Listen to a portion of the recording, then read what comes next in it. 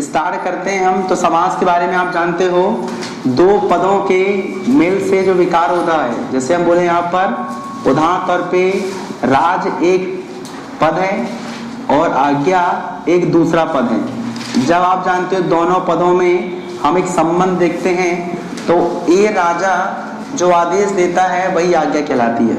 मतलब है दो पदों के मेल से एक हमें नया अर्थ पता चलता है, वो आपका समास होता है। ये सब अपन पहले पढ़ चुके हैं, ठीक है। देखिए, हम आज एक एक समास की जो बेसिक बातें रहती हैं उसको समझेंगे, ठीक, और उसके एग्जाम्पल सॉल्व करने का प्रयास करेंगे। देखिए, तत्पुरुष समास, आपको लास्ट टाइम बताया गया था कि तत्पुरुष समास 6 प्रकार के होते हैं, ठीक। लेकिन आज हम वो एक एक प्रकार के अध्ययन का करेंगे, ठीक। देखिए यहाँ पर तत्पुरुष समास में हम देखेंगे तो विभक्ति जो होती है द्वितीय से लेकर सप्तमी तक की विभक्ति यूज होती है। आप लोगों ने विभक्ति पढ़े, कर्ता ने कर्म को कर्ण से संप्रदान के लिए अपदान से संबंध का अधिकरण में संबोधन है, पढ़े हो ना? इनको याद होना चाहिए आपको, नहीं है तो कर लेना, ठीक। देखिए, जो चीजें आपको पहले से पता होनी चाहिए थी, इसका मतलब आपको पता होनी चाहिए थी। अगर नहीं पता है तो अब याद कर लो, ठीक। इसका सीधा मतलब है क्या, अगर आपको जो पता नहीं है वो पता कर लो। तो द्वितीय से लेकर, अर्थात आप जानते हैं द्वितीय में कौन होता है, कर्म। कर्म से लेकर ध्यान रखना कहां तक आएगा आपका, अधिकरण, इन तक की आपको विभक्ति का इस्तेमाल करना है, ठीक। अगर आप चाहें तो इनको लिख सकते हैं, बाद में लिखा दूंगा, आपको याद कर लेना। अब यहाँ पर देखते हैं जो तत्पुरुष समास है, इस समास में क्या विशेषता होती है। सबसे पहले दो पद तो इसमें होंगे क्योंकि हर समास में दो पद होते हैं। अब प्रश्न आता है कि बाकी समास से तत्पुरुष समास कैसे अलग है, बाकी समास से तत्पुरुष समास कैसे अलग है, थोड़ा हम उस पर विचार करते हैं। देखिए, तो आप देखेंगे पहले हम पढ़ेंगे क्या इसमें, द्वितीय तत्पुरुष। इस ध्यान रखना, द्वितीय तत्पुरुष क्यों तत्पुरुष है, क्योंकि ऐसा तत्पुरुष समाज जिसमें द्वितीय विभक्ति यूज हुई हो। द्वितीय मतलब आप जानते हैं कौन सा, कर्म। तो इसको हम दूसरी भाषा में क्या कह सकते हैं, कर्म तत्पुरुष भी हम इसे कह सकते हैं, राइट। अब इसके हम उदाहरण देखते हैं। इसका मतलब इसमें जो भी मैं उदाहरण दूंगा, इसका सीधा मतलब है कि जब मैं एक पद का संबंध दूसरे से करूंगा तो इनके बीच में जो संबंध कारक है वो कौन सा यूज होगा, ने।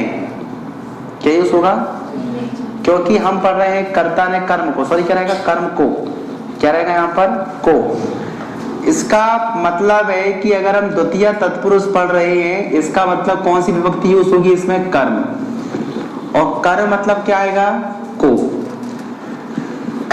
तो इसकी पहचान सबसे बेस्ट यही है कि पहले पद का संबंध जब हम दूसरे से करेंगे तो इसके बीच में ऑटोमेटिकली को का उच्चारण होगा, ये इसकी पहचान है। करके देखेंगे अपन। और तत्पुरुष की पहचान सबसे यही है कि जब एक पद का संबंध दूसरे से करते हैं तो इन दोनों के बीच में हम जब संबंध करेंगे, ठीक है ना, तो इनके बीच में द्वितीय से लेकर सप्तमी तक की विभक्ति यूज होगी, मतलब होगी, विभक्ति यूज होगी ही।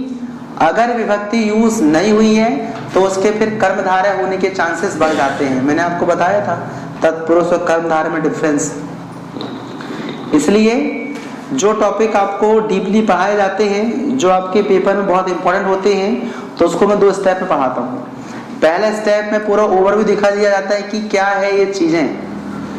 अब आप काफी अच्छा समझने लगे हो समास को, अब उसके अंदर घुसने में आपको कोई प्रॉब्लम नहीं होगी।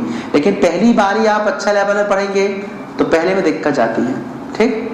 तो आप समास को बढ़िया समझ चुके हो, सारे समास में एक बार पढ़ा चुका हूं आपको हल्का हल्का ऊपर, ठीक। अब केवल हम इसके अंदर बात करेंगे। देखें, तत्पुरुष समास से होगा कि पहले पद का संबंध दूसरे पद से करेंगे तो इनके बीच में द्वितीय से लेकर सप्तमी तक की विभक्ति यूज होगी, मतलब होगी। अगर विभक्ति यूज नहीं हुई है तो कर्मधारय समास हो सकता है, ठीक। अब हम द्वितीय तत्पुरुष में देखते हैं, इसमें को इंटरलिंक होगा, यहां पर करें हम।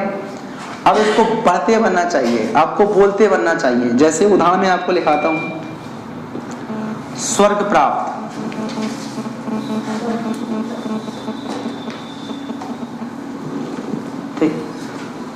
स्वर्ग प्राप्त किस व्यक्ति को हम कहेंगे? जैसे स्वर्ग की प्राप्ति हो गई है, तो स्वर्ग प्राप्त मतलब हम बोलेंगे क्या? जो स्वर्ग को प्राप्त हो चुका है, भाई क्या है? स्वर्ग प्राप्त। इसी में हम देखेंगे परलोक गमन। परलोक गमन मतलब जो परलोक को गमन हो चुका है, मतलब क्या आएगा यहाँ पर? परलोक को गमन। क्या देख रहे हो आप? को यूज होगा, स्योर नहीं यूज होगा। जब भी देखो पेपर में आपको ये नहीं दिया होगा, ये देगा तो वो तो समझ जाएगा आपको, ये तो अंदर की बात है। आप जब इसका उच्चारण करेंगे तो आपको ऑटोमेटिक अंदर एस उच्चारण होना चाहिए। सही पढ़ने का मतलब यही है।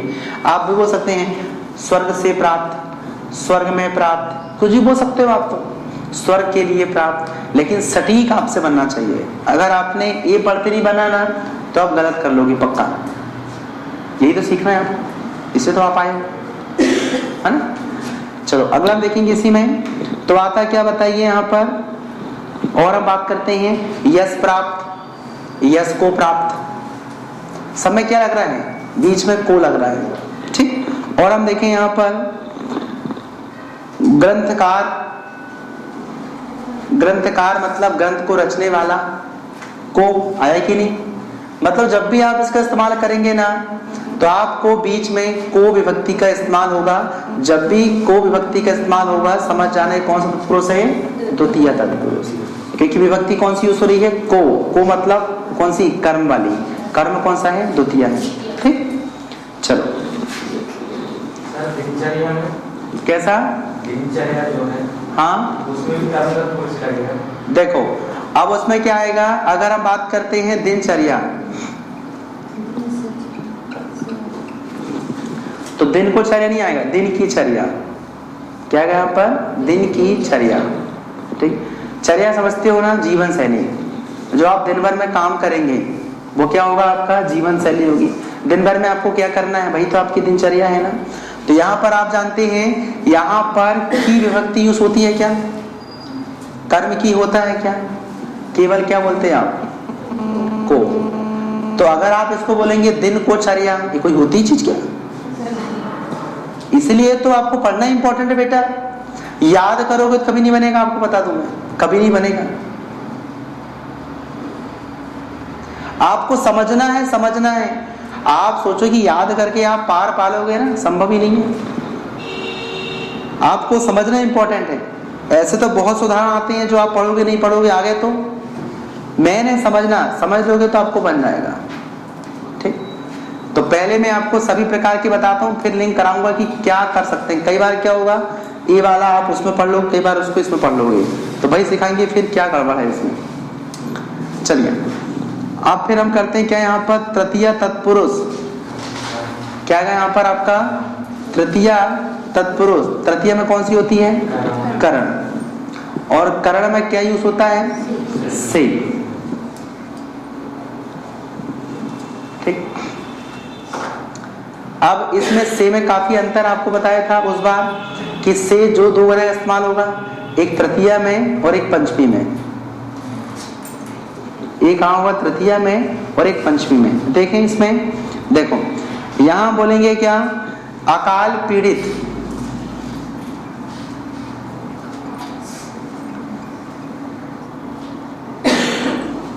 इसको हिंदी बोल के बताओ।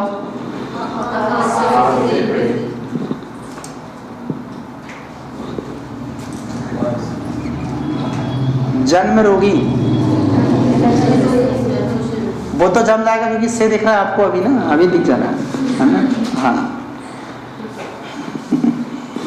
मनगढ़ंत,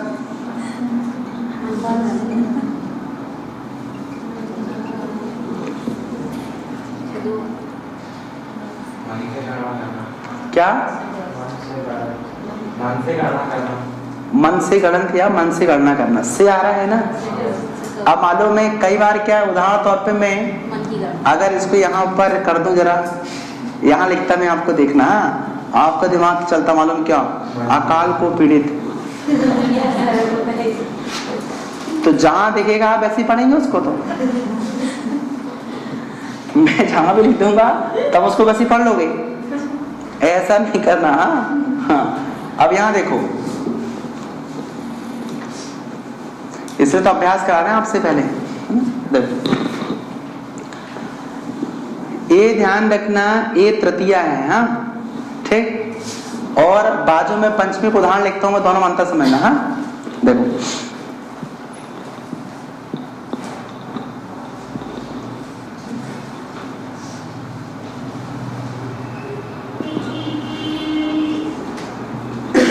ये बाजू में लिखता हूं मैं क्या, पंचमी वाला, मतलब क्या आएगा यहाँ पर, पंचमी तत्पुरुष। क्या आएगा, पंचमी तत्पुरुष के। मैं कुछ उदाहरण लिखता हूं, उसमें देखना। देखो क्या आएगा, रोग मुक्त, रोग से मुक्त आया।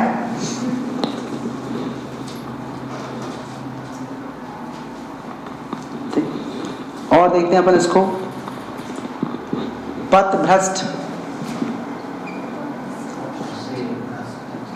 क्या आ गया यहाँ पर, पथ से भ्रष्ट आया।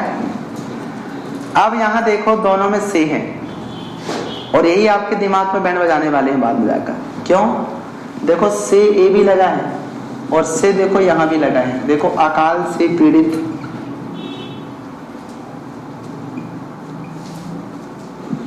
क्या आएगा, जन्म से रोगी।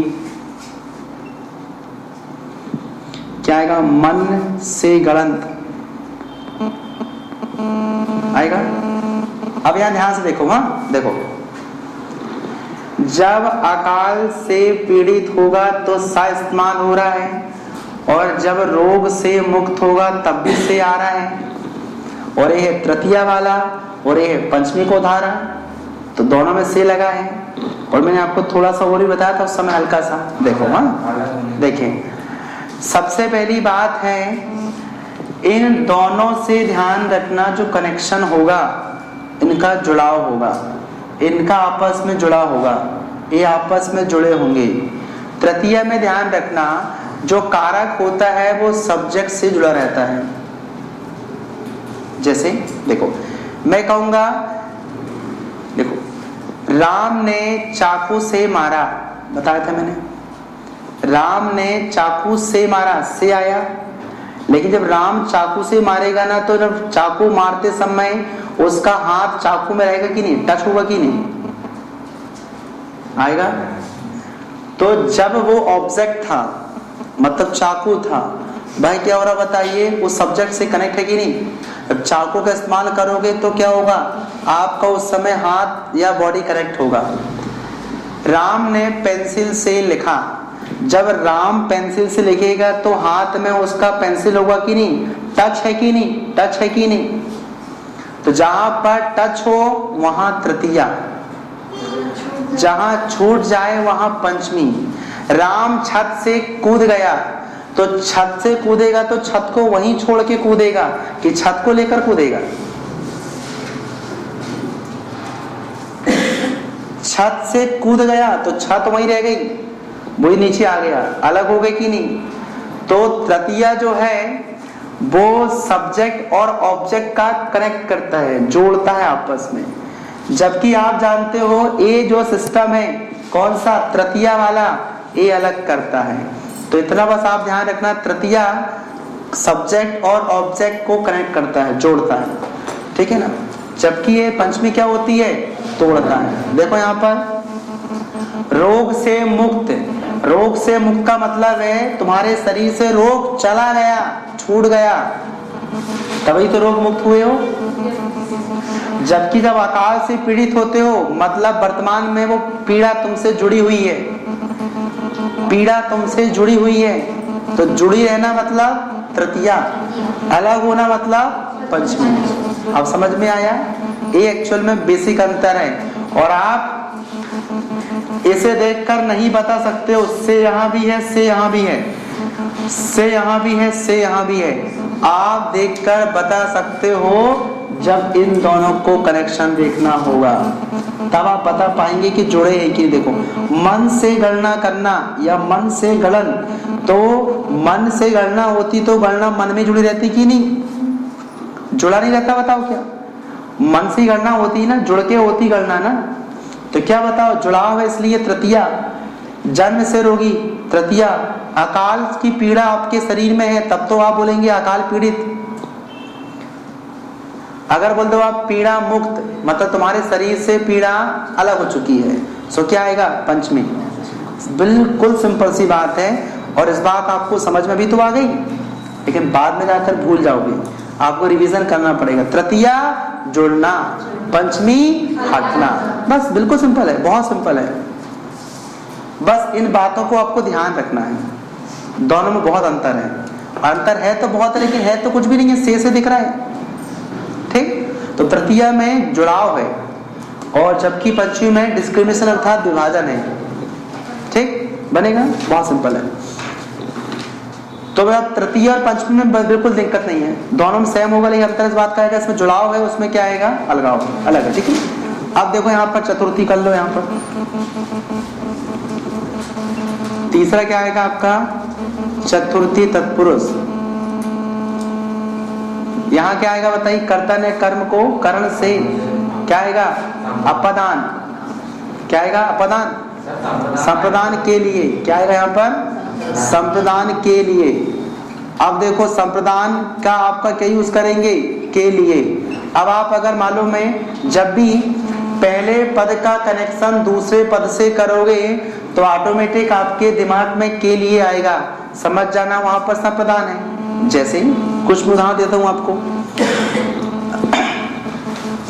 यज्ञशाला, क्या यज्ञ की शाला, जी हाँ, पाठशाला, पढ़ने के लिए जो शाला होती है, पाठशाला।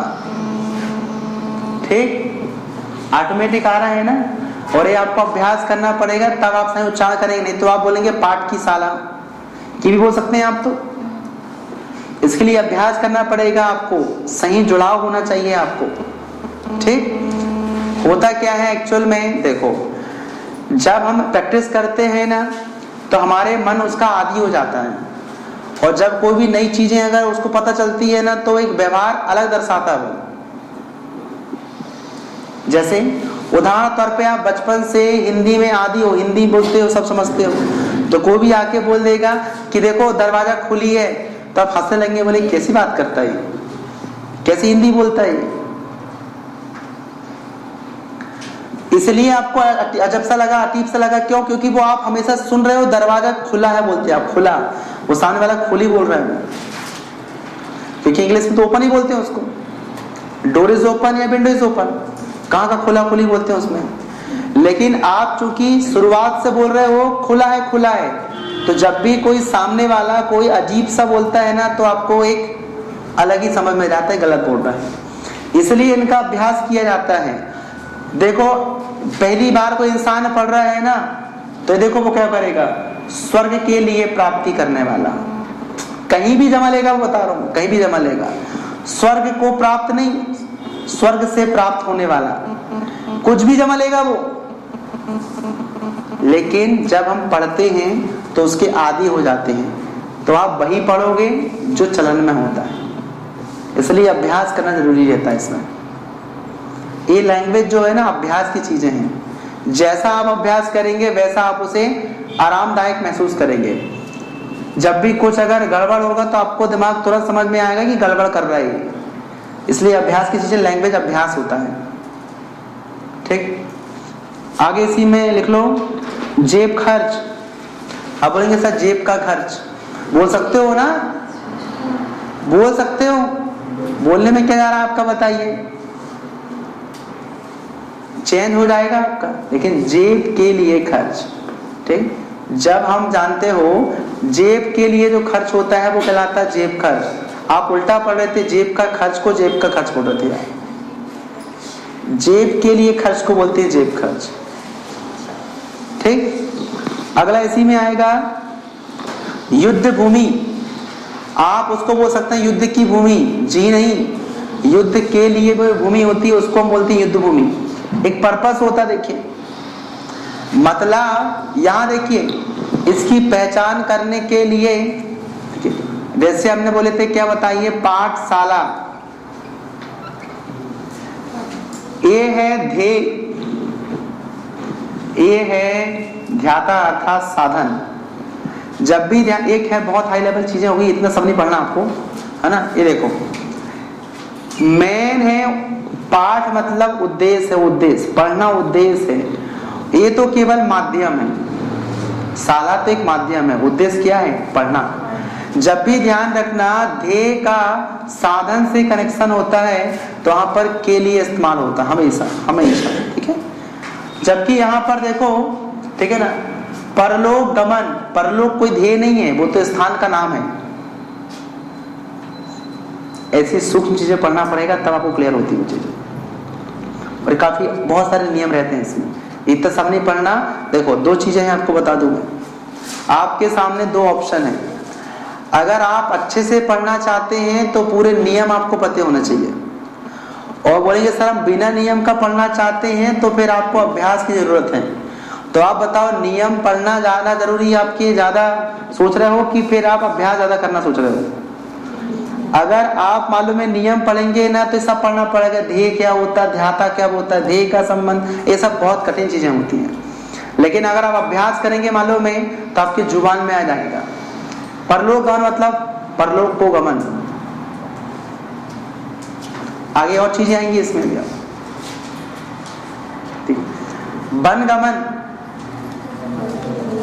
वन को गमन नहीं बोलेंगे, नहीं बोलेंगे, अभी शुरुआत है, परेशानी हो सब बनेगा, क्योंकि आपने मालूम हिंदी पढ़े कि नहीं आए मेरे हिसाब से लग रहा है।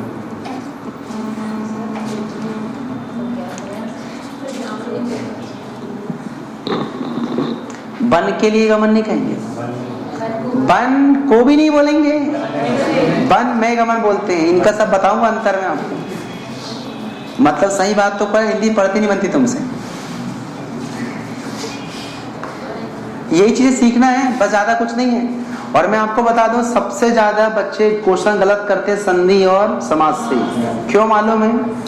क्योंकि इसके नियम कठिन, इतने कठिन है फिर बस की बात नहीं है, और अगर तुम बुक के सहारे अगर रहोगे तो गलत करोगे पक्का। इसलिए ये क्वेश्चन प्लस पॉइंट होते हैं, बाकी तो कोई दिक्कत ही नहीं है।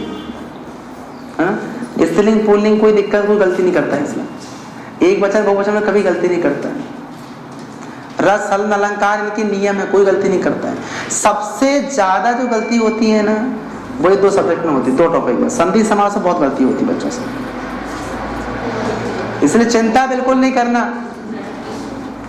जब तक पूरा क्लियर ना हो तब तक मैं आगे नहीं बढ़ूंगा। इसी को क्लियर करना है, इसके मैं बार बार अभ्यास कर दूंगा आपको, क्योंकि जो गलती बाहर वाले बच्चे करेंगे वो तुमसे नहीं होनी चाहिए, एक प्लस पॉइंट आपके लिए। और सिलेक्शन आपको ऐसी चीजों से देना है।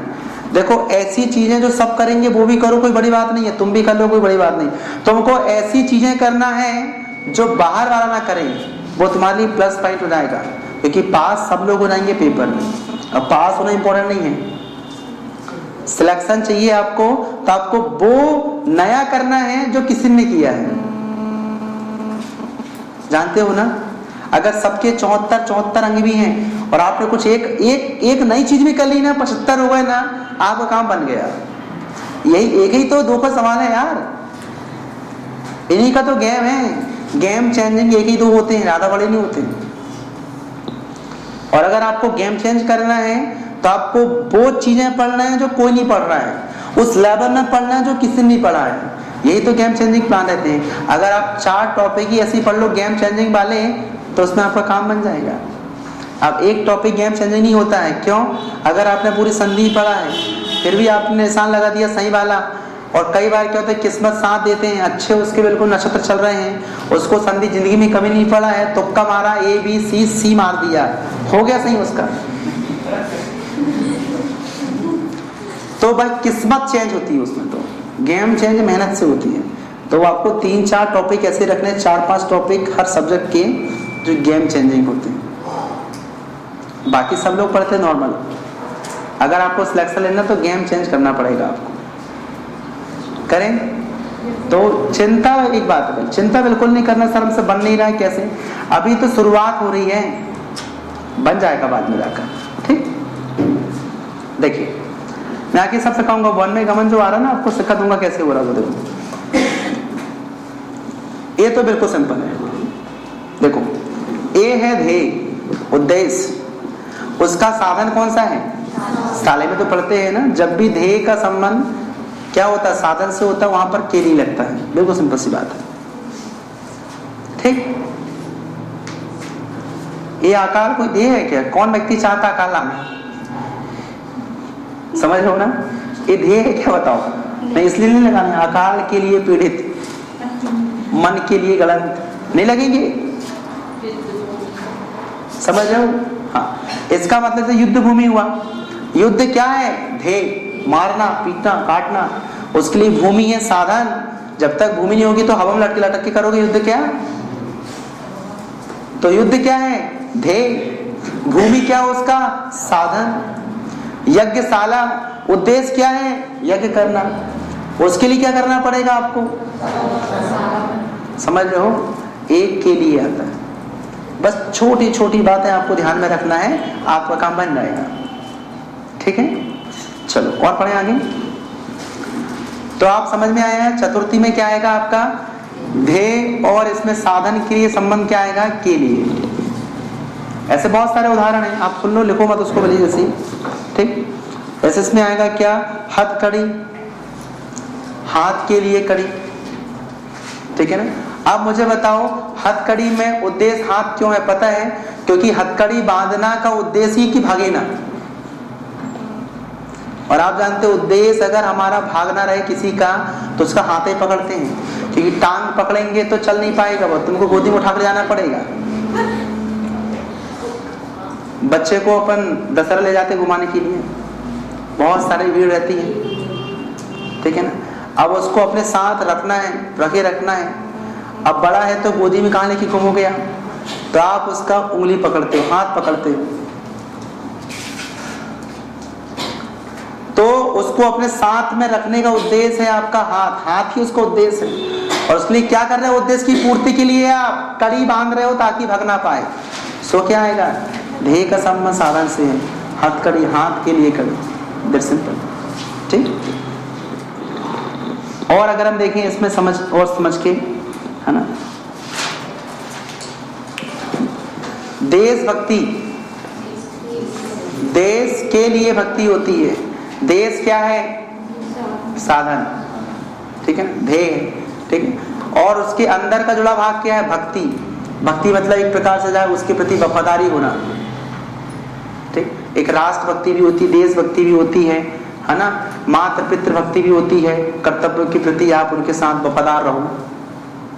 ठीक, तो एक्चुअल में इनका संबंध सीधे किससे रहता है? के लिए से रहता है। तो मेरे हिसाब से पहले मुझे बताओ, चार, ये जो मैंने 5 पढ़े हैं, मतलब 4 चीजों में 5 पढ़े हैं, समझ में आए कि नहीं? द्वितीय से लेके पंचमी तक बिल्कुल सिंपल चीज है, बिल्कुल सिंपल है, कि जब भी आप इनको पढ़ो तो इनके बीच में को लगता है। अगर आप इसे और बोलेंगे, सर मैं और कुछ बोल सकता हूं, जमा के बोलो जरा इसको।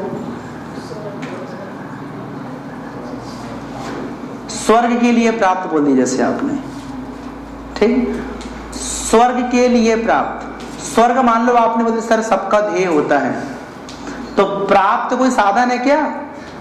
बताओ ना, दो में से कुछ लिख लो आप। मान लो आपको लगता है सर स्वर्ग सबका ध्येय होता है, सबको स्वर्ग चाहिए, तो प्राप्त क्या है? कोई साधन है क्या? कोई प्राप्त साधन होता है क्या? इसको देखो, परलोक गमन, अरे चलो परलोक तुम्हारा ध्येय है मान लो, तो गमन कोई साधन है क्या? गमन के लिए कुछ ना कुछ साधन चाहिए ना, मोटरसाइकिल, रेल, एरोप्लेन, कुछ ना कुछ होना चाहिए ना। नहीं समझेगा, बिल्कुल नहीं जमेगा। समझ में आया? और इन दोनों में अंतर तो क्लियर हो गया आपको, कोई दिक्कत इसमें क्या? इसमें जुड़ाव रहेगा तो तृतीया, और अलग रहेंगे तो पंचमी। बहुत ही सिंपल है। जन्म से अंध, जन्म से अंधा जो है, अब आप जानते हो अंधापन उससे जुड़ा हुआ है, आंख उसके जुड़ी हुई है, और ऐसी आंख जुड़ी हुई देख नहीं पा रही है, इसलिए तो अंधा है, तो वो खराब आंख उससे जुड़ी हुई है, तो क्या आएगा? तृतीया। ठीक, मतलब जो भी ध्यान रखना, चीजें अगर जुड़ी रहेंगी वो क्या रहेगा बताइए, हमेशा तृतीया, और अलग जो हो गया है वो रहेगा पंचमी। बहुत सिंपल सी बात है। और अगर हम देखें तृतीया में कुछ उदाहरण, जैसे आपको लगे कि और पढ़ना चाहिए सर उदाहरण, देखो कैसे रहेंगे यहाँ पर। मन चाहा, मन से जो चाहता है, कि मन के लिए जो चाहता है। अरे मन के लिए कौन चाहेगा फिर बताओ ना, मन ही तो चाहता है कौन चाहता बताओ, मन से चाहना, मन चाहा। अब आप जानते जब मन से चाहते तो मन यही रहता है कि और कहीं रहता है? अरे तुमसे जुड़ा है ना मन, क्या आएगा? तृतीया। प्रेम आतुर, जब व्यक्ति प्रेम के लिए उतावला होता है, अब सुनना, प्रेम के लिए उतावला तो प्रेमातुर, प्रेम में आतुर, प्रेम से आतुर। सब जम रहा है इसमें, देखना जरा, समझ रहे हो? प्रेम के लिए आतुर, प्रेम से आतुर, प्रेम में आतुर, कितना अंतर है इसमें। और तीनों जम रहे हैं, देखो आप अगर सोच कर देखो, तीनों जम रहे हैं ना, प्रेम में आतुर, प्रेम से आतुर, प्रेम के लिए आतुर, तीनों जम रहे हैं। ऐसे में आपको फिर थोड़ा सा सोचना, ज्यादा सोचना नहीं, हल्के हल्की बात है सोचना। देखो मान लो अगर के लिए होता, प्रेम क्या है बताओ? साधन। मान लो ध्येय है, चलो तुम्हारे लिए उद्देश्य है प्रेम, तो उतावला होना साधन है क्या? बताओ आप, नहीं है ना, तो क्या आएगा? के लिए फेल हो गया। देखो बोलने में जमना एक जैसा, देखो मैंने आपको बताया ना भाई, मालूम है आपको, हर पीली दिखने वाली वस्तु सोना नहीं होती, यही तो समझना है आपको। दिखने में सुनने में एक जैसा लग रहा है, अपने को अच्छा लग रहा है, तो जरूरी नहीं कि वो सब सही होगा। यहाँ पर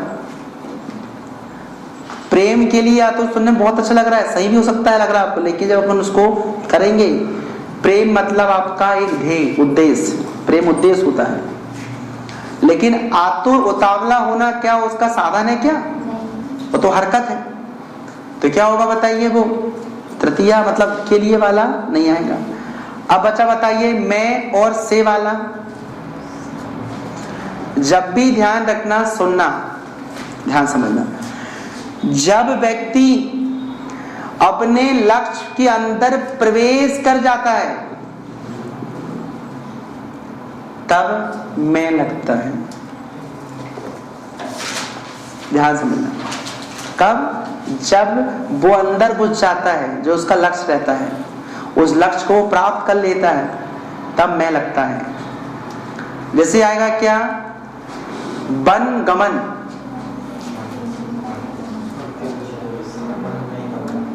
ठीक। अब उसकी कंडीशन देखना पड़ेगा, वो कंडीशन देख के बता, आगे पढ़ाऊंगा इसको मैं, आगे हल्का सा, मतलब जो उसके अंदर घुस जाता है, तो अंदर ही घुस गया ना उसकी।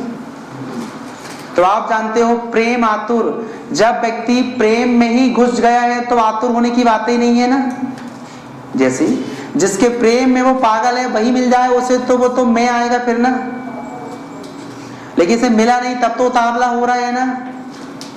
तो क्या आएगा? प्रेम से आतुर, क्योंकि वो मिला नहीं है उसको, दूरी है, भी दूरी है उसमें। व्यक्ति प्रेम से आतुर तब होता है जब दूरियां रहती हैं। जब वो मैं आएगा तो दूरियां नहीं है, तो काय का आतुर होगा? उसको सब मिल जाएगा। तो एक्चुअल में क्या है? गैप है, गैप गैप।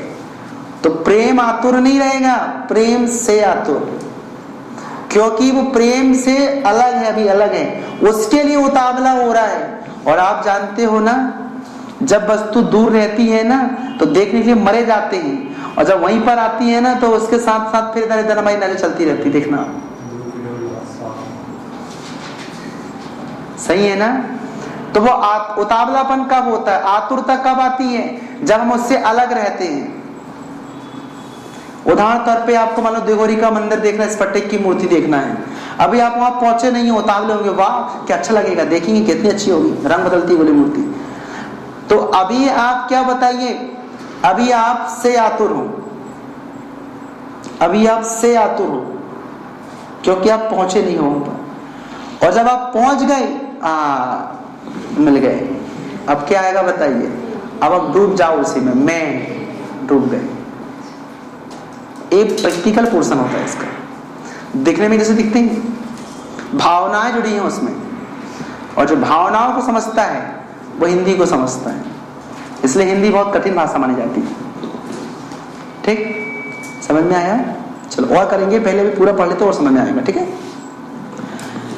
चलिए अगर मैं बोलूंगा आपको, ये तो बन जाएगा ना, ये वाला सिंपल है, सबसे बन जाएगा ना 5वीं तक।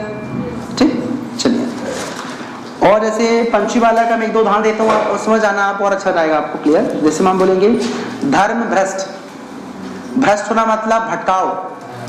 अगर बोलेंगे धर्म से भ्रष्ट हुआ है ना, सही आएगा ना, सिंपल सी बात है। अब से में कौन सा वाला आया है? वो पंछी वाला का तृतीय वाला।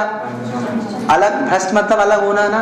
कोई धर्म भ्रष्ट व्यक्ति धार्मिक होता है क्या? तुम बताओ, अलग होता है ना, अलग हो गया, धर्म से अलग हो गया तो धर्म भ्रष्ट हो गया।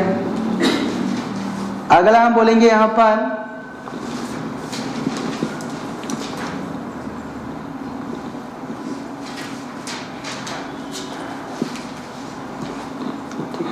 अच्छा चलो जरा, ये तो आपने इसमें देख ली है रोग मुक्त। अगर बोलूंगा रोग युक्त तो रोग युक्त तृतीया, समझ गए मतलब आप, है ना? हाँ, क्या करेंगे मालूम है? अभी आपका दिमाग सेट हो रहा है ना, अभी जितनी चीजें पढ़ा रहा हूं ना सब रिकॉर्ड हो रहा है लाइव। ठीक, लास्ट टाइम आपको जो जो टॉपिक कठिन रहेंगे वो आपको बार बार रिवाइज करना आपको दे दिया जाएगा पेन ड्राइव में, और आप हर दिन का नियम बनाना, आज संधि देखना मुझे दिन में, बार बार देखना, पेपर के पहले तक देखना, याद हो जाएगा। देखो अब भी पेपर दोगे संधि ना, समास आपसे गड़बड़ नहीं होने वाला मैं जानता हूं, लेकिन यही बात बताओ 10 दिन बाद अगर पूछूंगा ना तो आप गलती करोगे। क्यों? भूल जाओगे। तो ऐसे टॉपिक जो बड़े खास रहेंगे उनको आपको दे दिया जाएगा, बार बार देखना उसको। ठीक है? हाँ सर, इंग्लिश में परीक्षा में आएगा कैसा? ऐसा बोलो, देखो गुणहीन, अगर बोलेंगे गुण युक्त, गुणवान तो गुण से वान जुड़ा हुआ है, सो तृतीया। अब वो गुणहीन है, भग गया, बिल्कुल सिंपल सी बात है, जुड़ा है तो तृतीया, हट गया तो पंचमी। अब पढ़ो जरा षष्टमी अर्थात षष्ठी, क्या आएगा? षष्ठी तत्पुरुष।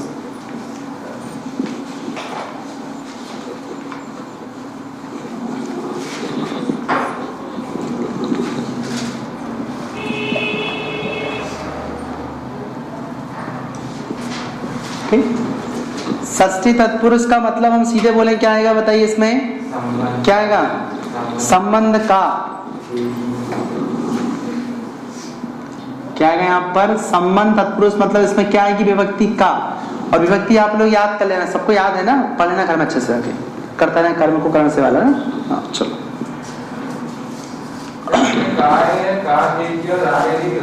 अभी बताएंगे उसमें, जब अपन उदाहरण पढ़ेंगे ना तब उसमें देखना आप, एक साथ आएगा वो। ठीक, सबसे जो मूल इसका है का होता है, क्या होता है? का। और जो दूसरा होता है वो को होता है, कर वाला क्या होता है? को मालूम है बोलने में क्या लगता है सर? ऑफ, इंग्लिश में क्या होता? ऑफ, का, की, के, इंग्लिश है। इसमें इससे एक ही से काम चल जाता है, लेकिन ये अलग अलग होती है हिंदी से। हिंदी कठिन मानी जाती है इंग्लिश से भी। इंग्लिश एक साल में वो बेहतरीन तरीके से सीखा जाता है, लेकिन हिंदी सीखनी जाती है, यही गड़बड़ करता है। ठीक, देखिए षष्ठी तत्पुरुष का आएगा। उदाहरण की हम बात करें, जैसे आता है यहां पर क्या, ध्यान समझना, राजपुत्र,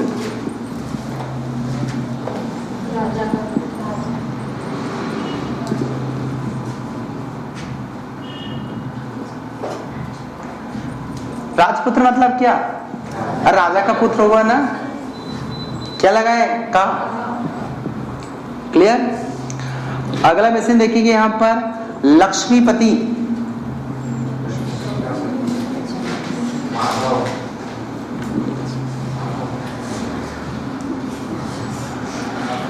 क्या है यहां पर? लक्ष्मी का पति।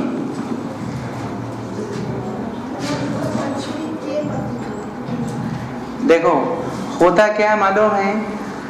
एक होती है शर्म, एक होती है बेशर्म। देखो बताता हूं मालूम है होता क्या है। देखो जब ना कोई आदमी इसको बोलता है ना अपनी भावना जोड़कर, तो उसको लगता है लक्ष्मी का पति अच्छा लग रहा है। जैसे मालूम है एक बार होता, देखना देखो, एक केवल है वही चीज, केवल एक भावनाओं का उबाल रहता बेटा। जैसे मान लो उदाहरण तौर पे आपके पिताजी का नाम मालूम है क्या? प्यारे लाल। तो आप बोलेंगे ए प्यारे लाल इधर आओ, नहीं बोलेंगे। अगर कोई बोलेगा भी आपका तो ऑटोमेटिक आप बोलेंगे श्री प्यारे लाल जी या सरनाम बोलोगे। लेकिन जब वही स्थिति किसी बच्चे के साथ तो क्या नाम है? प्यारे लाल। नॉर्मल तरीके से है वही चीज, है वही नाम, है वही सब कुछ, केवल एक मर्यादा होती है। व्यक्ति अपने पति को ध्यान रखना, सम्मान देता है तो अलग तरीके से बोलता है। आप कभी नहीं कहते हो कि हमारे घर वाले ने ऐसा कर दिया, जबकि घर वाले नहीं बोलते उसको, घर वाला बोलते हैं उसको। लेकिन बोलेंगे अलग तरीके से, इनडायरेक्टली बोलते हैं उसको, क्योंकि एक अलग भावना जुड़ी रहती है ना। भावना का तो खेल है बेटा। एक अपन लोग वो यूज करते हैं ना, तो अपने से जुड़ी हुई चीजें रहती है वो, ठीक है ना। तो यहां देखो आप परेशान नहीं होना, इसको लक्ष्मी का ही पति कहते हैं, लेकिन आपको अजीब सा लग रहा है। क्यों अजीब सा लग रहा है मालूम है? क्योंकि आप जानते हो लक्ष्मी जी एक देवी हैं, और आपको अच्छा लग रहा है, बोले लक्ष्मी का पति अच्छा लगता है, लक्ष्मी के पति बोलते हैं आप। लेकिन अगर एक आम नागरिक हो जाता, बोले किसका पति है? ये लक्ष्मी का पति है। समझ में आ रही बात? क्या बोलते हैं? किसका पति है? तो बोलते क्या? ये लक्ष्मी के पति हैं। सोच के देखो आप क्या बोलते? लक्ष्मी का पति है। आ रहा समझ में? तो जब हम हिंदी पढ़ते हैं तो हमें अपनी सारी मर्यादाओं को अलग करना पड़ता है, और जो सही है वो सही बोलना पड़ेगा। तो इसमें के नहीं बोलेंगे, लक्ष्मी का पति बोलते हैं, है ना। चिंता मत करो, लक्ष्मी जी कुछ नहीं कहेंगे, ठीक। तुमको इधर लग रहा बेटा कि ये सर पढ़ा रहे हैं, ये तो जाएंगे रात में पिटेंगे, हम ही पिटेंगे। चिंता करने की आवश्यकता बिल्कुल नहीं आपको, ठीक है। जैसा वैसा पढ़ें आप, ठीक। अगला हम देखेंगे इसमें गंगा जल, गंगा का जल, ब्रह्म स्थान, ब्रह्मा का स्थान, पवन पुत्र, पवन का पुत्र, ठीक। चलिए कुछ जगह ध्यान रखना मालूम है। ये देखो, ए इसमें का, की और के तीनों आ सकता है इसमें, लेकिन को नहीं आ सकता, ध्यान रखना। हाँ, कोई एक अलग चीज है, कोई अलग इंटरैक्ट होता है, ठीक। तो यहाँ पर का भी यूज हो सकता है, लिख लो। वहां पर की भी हो सकता है और के भी हो सकता है। को बस नहीं होगा बेटा, क्या होगा? को इस्तेमाल यहाँ नहीं होगा। को कहाँ होता है? दूसरे वाले में। अगला यहाँ पर लिख लो घुड़दौड़, घुड़दौड़, तो बोलेंगे क्या? घोड़ों की दौड़, कि घोड़ों का दौड़, घोड़ों की दौड़, की भी आ जाएगा। अगर उद्योगपति, उद्योग का पति, क्या सिंपल है, कोई दिक्कत नहीं इसमें ना, इजी बन जाएगा। चलो अब लिखो वहां पर सप्तमी, मतलब अधिकरण वाला। क्या लिखो? अधिकरण।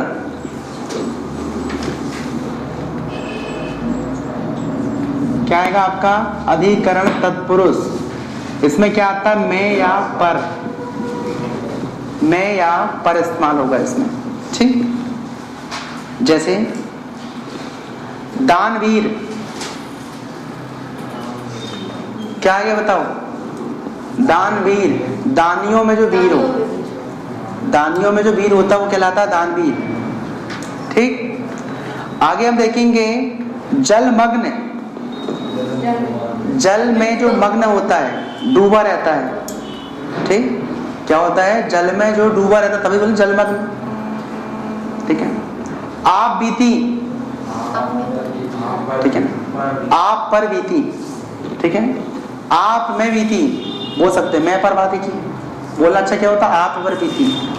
तो क्या आएगा वहां पर, आप पर बीती मतलब आप बीती। ठीक। अच्छा अब यहां देखो जरा, वनवास,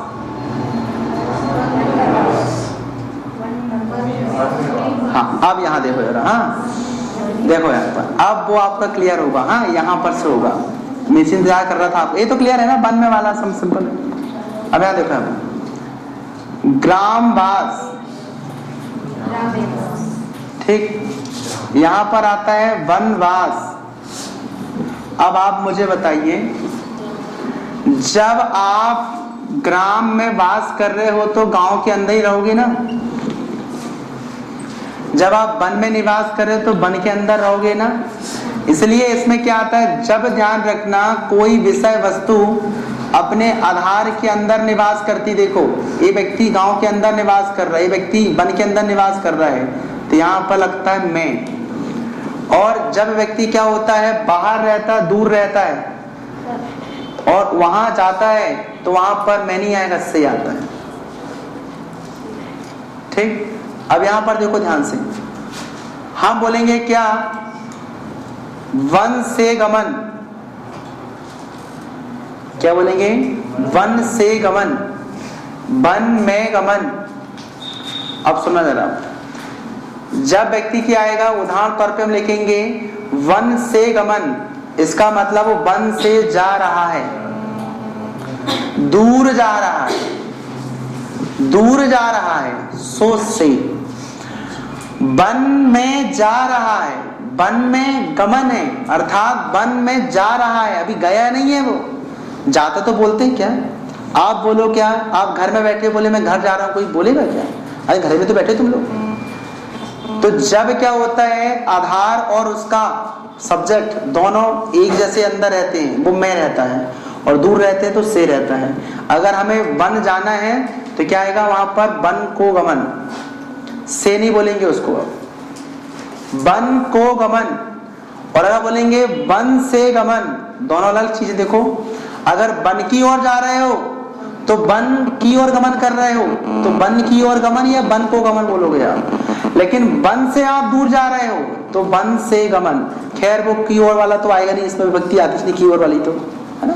बस आप इतनी सी बात ध्यान रखना, जब वो जुड़ा रहे तो मैं रहेगा, जब वो दूर रहे तो से रहेगा। बहुत सिंपल है, वैसे तो सब जानते हैं इसके बारे में। तो ये है, ध्यान रखना तत्पुरुष के 6 प्रकार, बहुत ही सिंपल है और मेरे हिसाब से किसी को कंफ्यूजन इसमें नहीं होना चाहिए। होगा क्या, ये देखो दोनों में से थे, दोनों को मैंने अलग बता दिया आपको कैसे दोनों में से में अंदर लगाएगा। बाकी विभक्ति तो बिल्कुल सिंपल है, सिंपल सिंपल, कोई दिक्कत नहीं होती इसमें। ठीक, चलिए तो ये हुआ क्या आपका तत्पुरुष समास समास, ज्यादा कुछ नहीं इसमें, है ना, बहुत ही सिंपल है। बस आपको विभक्ति याद होनी चाहिए बेटा, है ना, क्या विभक्ति याद होनी चाहिए। नेक्स्ट देखो कर्मधारय समास।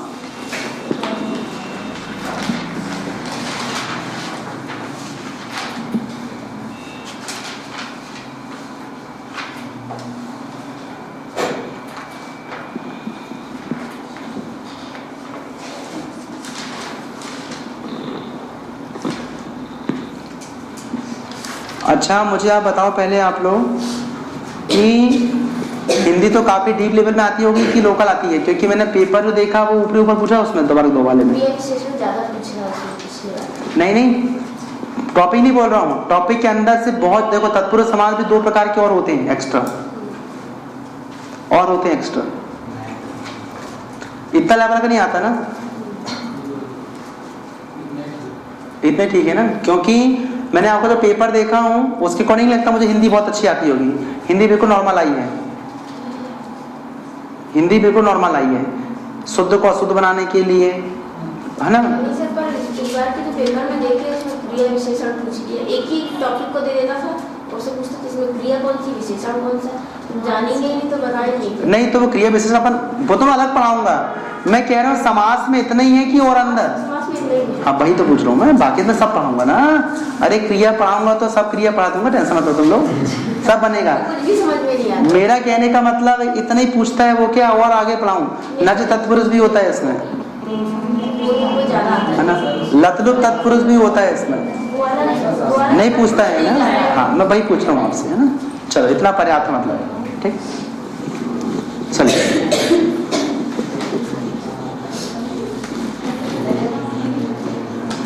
और ज़्यादा ही है तो अपन पहले जो बेसिक चीज़ें हैं वो कवर कर लेते हैं, और अगर हमारे पास टाइम बचेगा, आप बोलेंगे सर हमारा हो गया तैयारी, क्या करें बैठे बैठे कुछ टाइम नहीं कट रहा, तो फिर एक्स्ट्रा पढ़ लेना।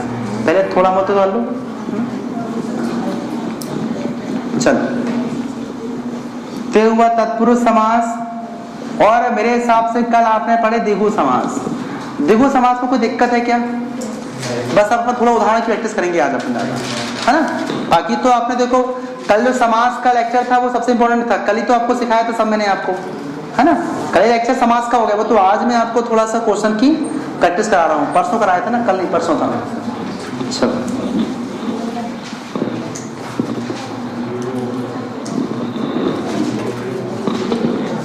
चलो, तो द्विगु समास में उदाहरण हम बात करें, जैसे उदाहरण तौर पे नहीं, द्विगु को उदाहरण में बोल देता हूँ, कुछ कंफ्यूजन होगा देख लेते हैं अपन उसको, है ना। हेडिंग लगा लिया अपने, कर्म लगा ले हो। हाँ चलो, कर्म नारी पढ़ लो, कोई दिक्कत नहीं। चलो, कोई दिक्कत नहीं, है ना। देखिए, कर्मधारय समास में भी ध्यान रखना, बहुत अंदर प्रकार होते हैं। विशेषण विशेष कर्मधारय होता है, क्रिया विशेषण कर्मधारय होता है, जो बीच में इंटरलिंक करता है संबंधों को। वो इतना लेवल में नहीं आता है मेरे हिसाब से, जहां तक आपने बोले उस सबसे नहीं आता क्वेश्चन, है ना। तो कर्मधारय तो आपने कल देख ली, तो ओवरव्यू उसका क्या होता है। उसमें ध्यान रखना, कोई नया व्यक्ति नहीं आता है, और उसमें एक व्यक्ति विशेष नहीं आता है। जानते हो आप लोग, कल सिखाया था मैंने आपको कि आप जैसे उसका कोई उच्चारण करते हैं, जैसे आपने बोला था क्या, उदाहरण तौर पे त्रिलोक बोला था, तीन लोक में बहुत सारे होते हैं, पताल में भी वो 3 लोक होते हैं, ऊपर भी 3 लोक होते हैं। 3 लोक जो समूह है, 3 लोकों का समूह है, वो सब त्रिलोक होते हैं। और हर धर्म अलग अलग त्रिलोक मानता है, जानते हैं ना। जैन धर्म अपना अलग मानता है, बौद्ध धर्म अपना अलग त्रिलोक मानता है। तो अगर त्रिलोक एक ही होता, केवल एक ही होता और उसका अलग उच्चारण होता तो बहुब्री होता, इसमें कोई दिक्कत ही नहीं है, ठीक है।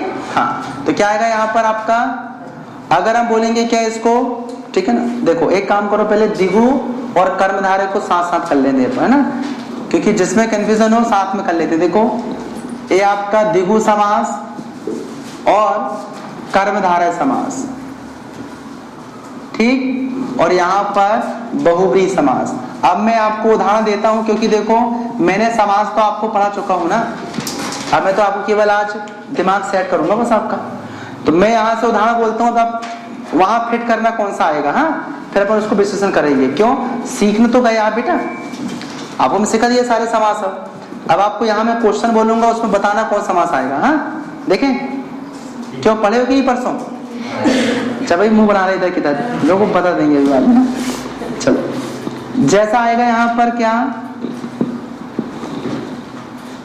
चंद्रमुख,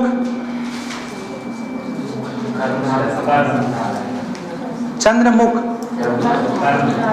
कर्मधारय क्यों आएगा, क्योंकि आपको बताया चंद्र जैसा मुख, और मैंने आपको बताया था चंद्र जैसा मुख एक का नहीं होता है। जितनी भी पत्नियां होती हैं सबके ध्यान रखना, पति का मुख कैसा रहता है, चंद्रमा के समान, सब अपना अपना रहता है। हाँ। उसी प्रकार अब आप जानते हो क्या आएगा, मृगनयनी, स्वयं उल्टा। जितने भी ध्यान रखना पुरुष होते उनकी पत्नी की आंख वाली क्या बताइए, किस समान देखें, मृगनयनी बोलेंगे वो, भली हेडलाइट देखिए उनकी आंख में, बात अलग है, लेकिन ये सब रिझाने का काम होता है आगे, ठीक है। चलिए, और हम बात करते हैं इसमें, हम कमल नयन किसमें आएगा, कर्मधारय में आएगा, कमल के समान नयन वाला, ठीक। चलिए, और बोलता हूं मैं इसमें, ठीक, वो तो हो गया ना, साथ ही साथ बोलते हैं ना तीनों को, तब तो मजा आएगा आपको पढ़ने में।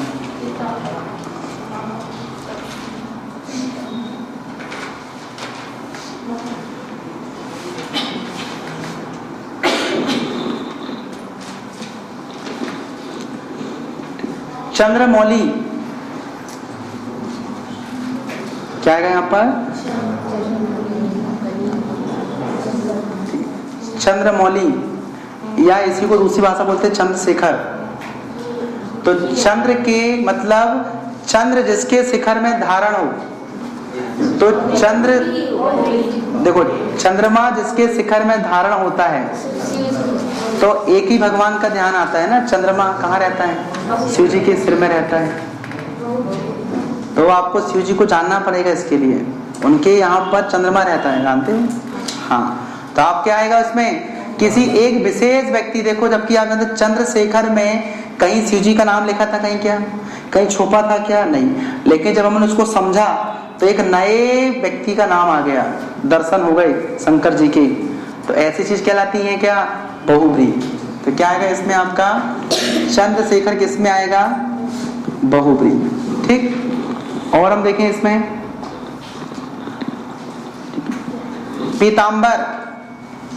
अब बताया था पीतांबर दोनों में आएगा। पीतांबर कर्मधारय में भी आएगा। क्यों? क्योंकि पीले वस्त्र जो धारण करता है, ठीक, तो पीले वस्त्र तो मालूम है बहुत धर्म के लोग धारण करते हैं, ठीक। लेकिन मालूम है जब हिंदू धर्म विशेष की बात होती है तो पीले वस्त्र धारण करने वाले कौन आते हैं? विष्णु जी आते हैं। तो इसमें विष्णु जी आपको दिख नहीं रहे हैं, लेकिन फिर भी ध्यान रखना पीतांबर बोलते ही विष्णु जी आपको दिखने लगते हैं। ये बहुब्री समास। तो कर्मधारय में भी आएगा ये, और बहुब्री समास में भी आएगा। अगर ये हिंदू धर्म से करेक्ट है तो क्या आएगा आपका? बहुब्री आएगा। इसलिए ध्यान रखना, बुक वाला क्या करता है? पीतांबर को कर्मधारय में मानता है और इसमें ज्यादा मानता है। मानता है क्यों है? क्योंकि हम जब पीतांबर यूज करते हैं तो हिंदू धर्म के जितने भी लोग हैं वो उनके दिमाग में कौन सी बात चलेगी? वो पीतांबर वो अलग चीज है, पीतांबर ही है वो, पीतांबर ही है वो, पीतांबर नहीं है, पीतांबर ही है। ठीक है। तो आप देखेंगे यहाँ पर, देखें अब हमारा सामने एक प्रश्न आता है कि पीतांबर सर कहाँ रखा जाए। अब देखो पीतांबर अपन कहाँ रखा जाए, है वो भी, इसमें वो भी है। आवाज अपन वही तो पढ़ रहे हैं, पेपर में कौन सा निशान लगाना है आपको, क्योंकि दोनों में तो आगे उस दिन बता दिया था। आज चांस किसके ज्यादा बनते वो देखेंगे। देखो मालूम है हमारी हिंदी का जैन धर्म से कोई संबंध नहीं है, आपको बता दें। हिंदी बताओ, देखो जैन धर्म कहाँ से आया? प्राकृत भाषा है उनका, तो प्राकृत में कोई संधि समास नहीं होता है। सबसे पहले देखो समास कहाँ से आया? संस्कृत से आया। और संस्कृत में कौन से धर्म का उल्लेख है? केवल हिंदू। इसलिए मालूम है आप जब भी समास को सॉल्व करना, अब मैं आपको राज की बात बता रहा हूं जो मैंने किसी को नहीं बताया, आप ही को बता रहा हूं मैं। जब भी समास को सॉल्व करना हिंदू धर्म के बनकर सॉल्व करना, ध्यान रखना, आपसे कभी गलती नहीं होगी। ठीक। तो आप मान लो हिंदू धर्म के हो तो विष्णु जी को जानते हो, आप पीतांबर 100% चांस किस में आएगा? बहु। एक गोल।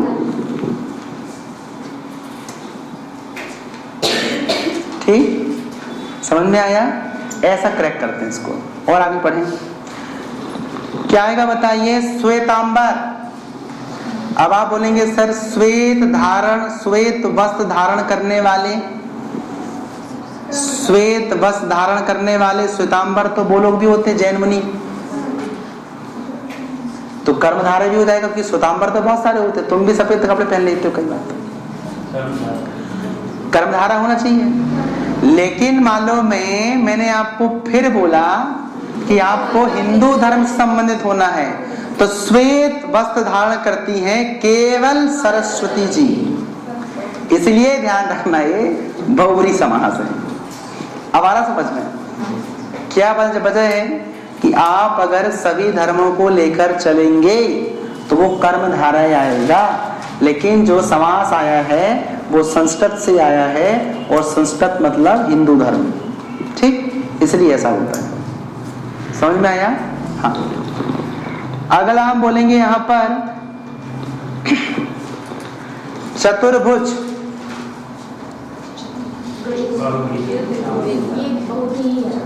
ठीक है ना, देखते हैं अपन इसको। चतुर्भुज। अब मैं देखो, अब मैं फाइनली कर रहा हूं, इसको ध्यान रखना। हाँ, ये फाइनल हो रहा है, अब मतलब ऐसे ही निशान लगाना है आपको पेपर में डायरेक्ट, अब कोई कंफ्यूजन नहीं करना है। फिर लास्ट में देखो, चार भुजा हो जिसकी,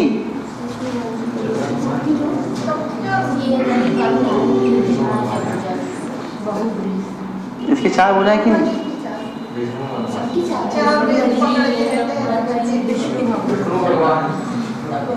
अरे ये चतुर्भुज है कि नहीं? आयत ये चतुर्भुज है कि नहीं? ये चतुर्भुज है कि नहीं? ठीक, अब यहां ध्यान से देखो, ए तो इसलिए फेल हो गया क्योंकि इनका संस्कृत में कोई संबंध नहीं है, ये मैथ्स वाले हैं, तुम भगो बोले यहां से, तुम्हारे कोई समास नहीं है बोले तुम भगो, ते तो फेल हो गया। अब मतलब आ रहा है आपका हिंदू धर्म में जिसकी चार भुजाएं हो, ठीक है ना, क्या आएगा? चार भुजाएं हो, ठीक है। अब यहां पर प्रश्न आता है कि चार भुजाएं किस भगवान की हैं? तो आप देखेंगे बहुत से भगवान बैठे रहते हैं चार भुजा वाले, ठीक, लेकिन देखना, ठीक, ब्रह्मा जी के 2 हाथ ऑपरेशन की वजह से ऐड हुए हैं।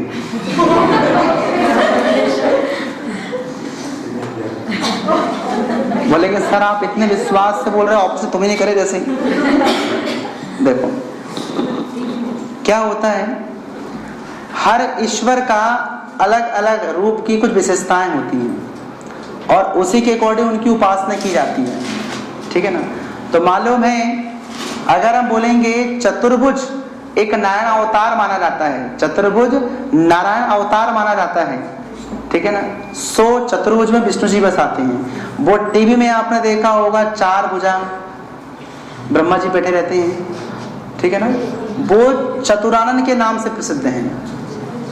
और ऐसा नहीं कि चार भुजा होंगी तो सबकी चार भुजा, ऐसा नहीं, जिनके नाम एक इंडिकेट होते हैं। देखो आप इतनी विश्वास से कैसे कह सकते हो बताओ कि ब्रह्मा जी के 4 हाथ होते हैं?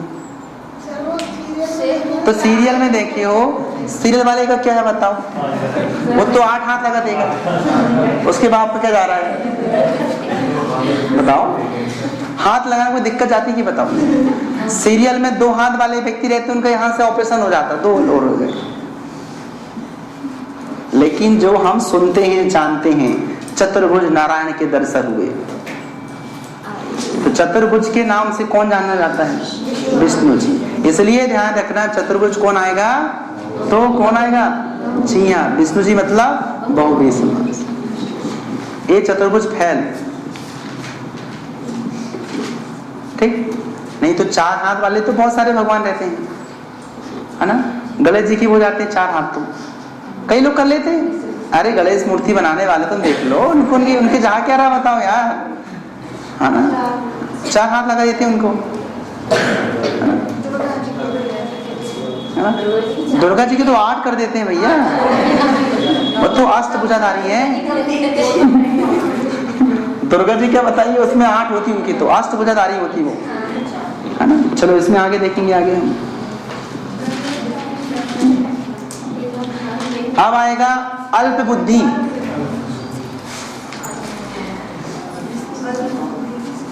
अब बताओ अल्प बुद्धि, अब यहां देखो, अल्प बुद्धि मतलब जिसकी कम बुद्धि हो। अब तो सबकी सवाल बुद्धि होते हैं इसलिए कर्मधारय समास ठीक, हाँ।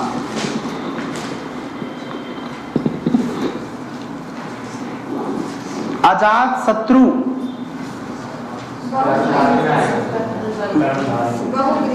जिसका ध्यान रखना कोई भी क्या शत्रु ना हो, जिसका कोई शत्रु ना हो।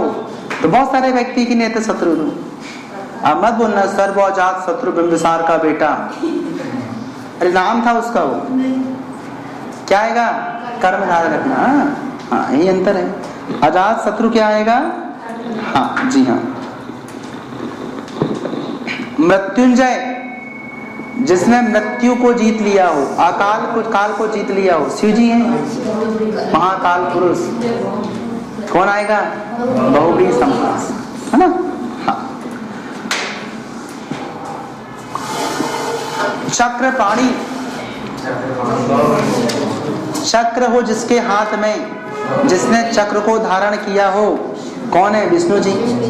अब बोलो सर कृष्ण जी भी कर लेते हैं, कृष्ण जी तो उन्हीं का अवतार है, बात एक ही है। कृष्ण के हमेशा हाथ में नहीं रहे हैं, उन्होंने बंसी लेके घूमे, वो तो बुलाते थे राव भैया सुदर्शन। चक्रपाणी मतलब जिसके हाथ में चक्र धारण करते हैं। पाणी मतलब होता है हाथ। ठीक है, हाँ हो गया, बन जाएगा। चलो अगर हम देखेंगे दशानन, क्या आएगा दशानन? सिंपल सी बात है, रावण याद आ रहा है कि नहीं? हाँ। लंबोदर, बोले लंबोदर महाराज की जय। गणेश जी याद आ गए? हाँ ऐसा, हाँ देखो सही बात, सारे भगवान बहुब्री समास है ना। अच्छा, चतुरानन, चार हो जिसके सिर, ब्रह्मा जी। अब आप बोले हमको सब तीन ही देखते हैं, एक पीछे था, तुमको देखा, मेरे को दिख गया था। चतुरानन, चार हो जिसके सिर, ब्रह्मा जी।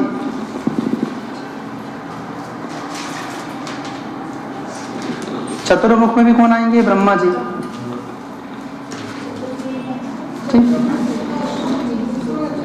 नहीं चतुर्मुख बोल रहा हूं मैं, मुख मुख मुख, चतुर्भुज तो बोल दिया, चतुर्मुख। अच्छा चलो, हाँ। अष्टाध्यायी, आठ हो जिसमें अध्याय, अर्थात 8 अध्यायों का समूह अष्टाध्यायी होता है। 8 अध्यायों का समूह कहलाता है अष्टाध्यायी। तो बे सभी पुस्तकें, बे कुछ भी, समूह बोला, समूह समूह, 8 अध्याय का समूह कहलाता अष्टाध्यायी। दिगु आएगा। कर्मधारा चल रहे, सब कर्मधारा। क्यों क्यों शुरू में क्या दिख रहा है आपको? अष्ट मतलब क्या? संख्यावाचक। अध्याय मतलब विशेषण। अरे थोड़ा बहुत तो दिमाग लगाए करो। जिसमें दौड़ रहा है उसी को लिखते बस। अब देखना मैं जो बोलूंगा सब दिगु समाज बोलेंगे आप।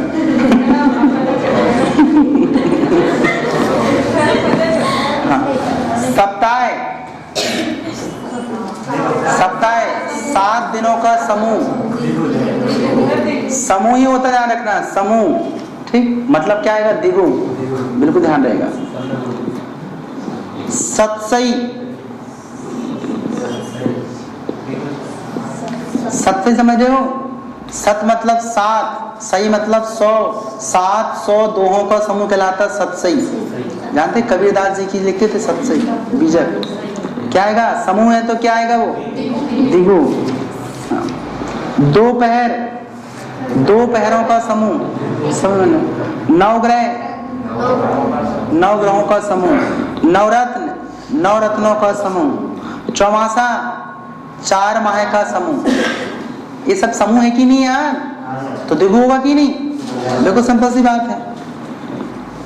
चलो तो आपको ये तीनों में तो समझ में आ गया अंतर। बस तीनों गड़बड़ करेंगे, देखना ये तीनों चीजें बस। बाकी अब तो आपका कर्मधारय समास भी क्लियर हो गया, दिगु भी हो गया। अब द्वंद्व अव्ययभाव समास की दिक्कत ही नहीं, क्योंकि द्वंद्व में तो बिल्कुल अलग है, कोई द्वंद्व नहीं। ठीक है, दोनों बराबर बराबर रहेंगे आपको। माता है तो पिताजी हैं, भाई है तो बहन जी हैं, पति है तो पत्नी जी हैं। समझ रहे हो ना? हाँ। तो क्या आएगा आपका? द्वंद्व समास तो क्लियर है ना भाई? हाँ। आटा दाल, दाल रोटी,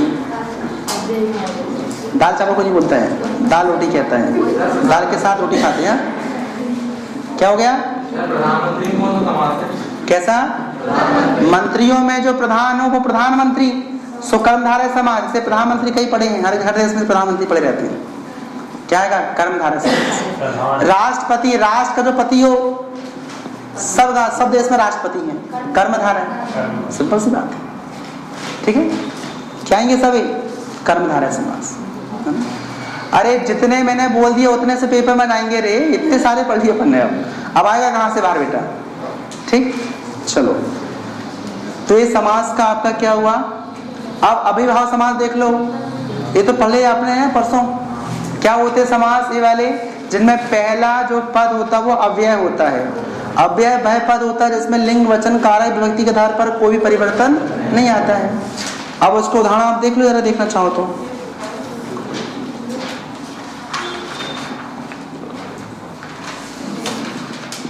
ठीक, जैसे देखें हम यथा विधि, यथा क्या है अव्यय, इसलिए क्या आएगा अव्ययी भाव समास। विधि के अनुसार यथा शक्ति, यथा संभव, यथा सामर्थ्य, ये सब क्या है अव्ययी भाव समास। यथा लगा सामने ना, यथा का ना यथी होगा ना यथो होगा, कुछ नहीं हो रहा है, ना उसका आपका पुल्लिंग होगा ना स्त्रीलिंग होगा ना बहुवचन होगा, कुछ नहीं होगा। मतलब अव्ययी भाव समास की पहचान ये होती है कि जो पहला पद होता है वो अव्यय होता है। अव्यय ऐसे पद होते हैं जिनका जेंडर चेंज नहीं होता है, उनके ध्यान रखना नंबर चेंज नहीं होते हैं। जो इंग्लिश मीडियम वाला होगा हिंदी से पढ़ लो बेटा तुम लोग, क्योंकि इंग्लिश नहीं पढ़ पाओगे तुम इसको, ठीक है ना। तो इसमें लिंग वचन, ठीक है ना, एज कुछ भी नहीं होता है इनका, ठीक है ना। अब आप बॉयज का कर लेंगे, बॉय का कर लेंगे, बताइए गर्ल, या बॉय का नंबर करेंगे बॉयज, लेकिन इनका कुछ नहीं होता। यथा का ना यथी होगा ना यथो होगा, कोई परिवर्तन नहीं होगा, ठीक है।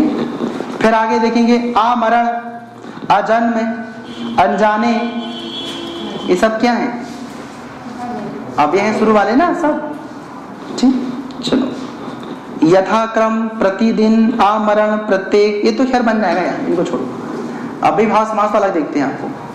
पहला पद क्या होता है उनका अव्यय होता है, ठीक। सर आधार में भी तो अव्यय है ना, कैसा आधार में जो है, हाँ तो उसमें भी तो पहला पद अव्यय है। सही है ना, तो सही कौन कह रहा मना कर रहा है।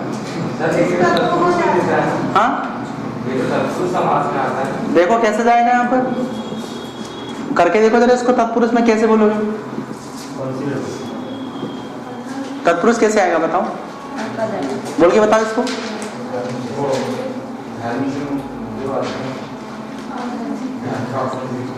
देखो आप इसे जमाओगे, सुनो यहाँ पर देखो, यहाँ पर आएगा धर्म से विमुख,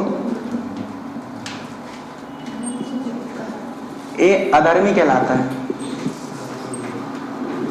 इसको क्या बोलते हैं अधर्मी, अधर्म नहीं, ठीक। मतलब ऐसा व्यक्ति जो धर्म से विमुख हो जाए, धर्म से विमुख मतलब मुंह मोड़ ले उसका, वो कहलाते हैं अधर्मी, ठीक।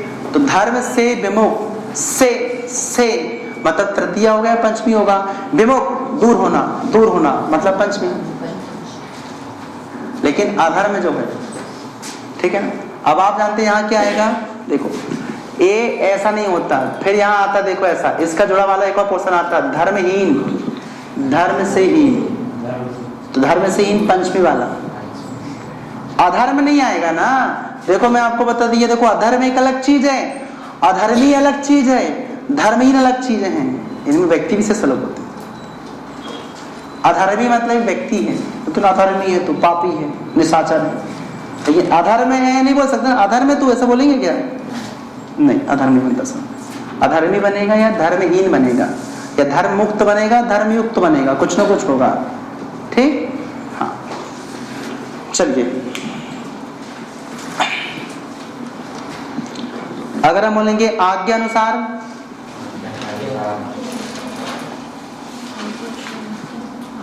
आज्ञा अनुसार, आज्ञा के अनुसार, अब के कहाँ यूज होता है, तत्पुरुष में होता है क्या, तत्पुरुष में के नहीं आता, का की खास तौर पे आता है, और क्या आएगा आपका खास तौर पे को आता है। के कहीं इस्तेमाल नहीं हुआ है, वो लिखते बस है, की कहीं इस्तेमाल नहीं होता, के वाला इस्तेमाल नहीं हुआ है।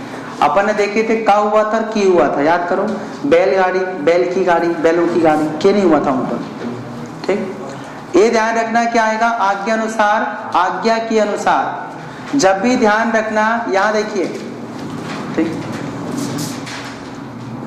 क्या आएगा आपका आज्ञा अनुसार, आज्ञा के अनुसार, ठीक। अब आप जानते हो इसमें जो छुपा हुआ है, क्या छुपा आपका के, तो के को आप तत्पुरुष मत मानना, क्योंकि एक्चुअल में इसके अकॉर्डिंग काम हो रहा है, इसके अकॉर्डिंग काम हो रहा है। तो अकॉर्डिंग वाले जितने भी आते हैं वो सब अभिभाव समास हैं। अकॉर्डिंग मतलब इसके अकॉर्डिंग काम हो रहा है, आज्ञा के अनुसार काम हो रहा है, मतलब एक प्रकार से ओवे के अकॉर्डिंग वर्क हो रहा है। अनुसार जब भी आएगा ध्यान रखना है, समझ जाना अभिभाव समास है। क्यों? अकॉर्डिंग लगा रहता है ना इसमें, आप लोग यूज करते हैं इंग्लिश में अकॉर्डिंग।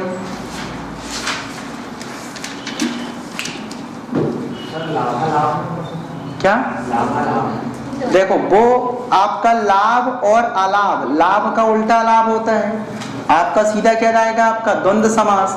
लिखा अलग होता है वो, लेकिन उसको संधि करके समास करना पड़ता है। लाभ और अलाभ दोनों एक रहते हैं। लाभ एक्चुअल में फायदा, अलाभ मतलब लाभ का उल्टा हानि से, वो लाभ मतलब हानि है, तो लाभ हानि है एक प्रकार से कहा जाए तो, लेकिन वो समास नहीं है, वो पे संधि हो जाएगा। संधि से तोड़ के क्या बनेगा, समास, तो वो द्वंद्व समास बनेगा। फिर क्या बनेगा, द्वंद्व। लाभ और अलाभ मतलब एक दूसरे के उल्टे, विपरीत। चलो